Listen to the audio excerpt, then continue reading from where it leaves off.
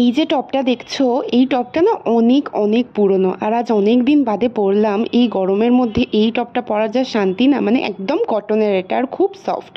তারপর বেরিয়ে পড়লাম, যাচ্ছি হচ্ছে ছোটোমণির বাড়ি। আর এই গরমে হেলমেট পরার যে কষ্ট, সেটা আর বলে বোঝানোর মতো নয়, কিন্তু কিছু করার নেই। আসলে আমার মাথাটা এত ঘামে যে হেলমেট পরলেই সব চুল ভিজে যায়, খুব বিরক্ত লাগে। যাই হোক, তো ওদের বাড়ি যাওয়ার আগে ভাবলাম কিছু নিয়ে যাই, আর এই মোমোর দোকানের মোমোটা এত ভালো বানায়, তাই ভাবলাম এটাই ওদের জন্য নিয়ে যাই। অনেক ধরনের মোমো এই দোকানটায় পাওয়া যায়। তারপর আমরা পৌঁছে গেলাম, গিয়ে সবাই মিলে গল্প করছিলাম। দেন ছোটোমণি মোমোটা সার্ভ করে দিল, আর আমরা সবাই মিলে খেলাম। সবার জাস্ট দারুণ পছন্দ হয়েছে।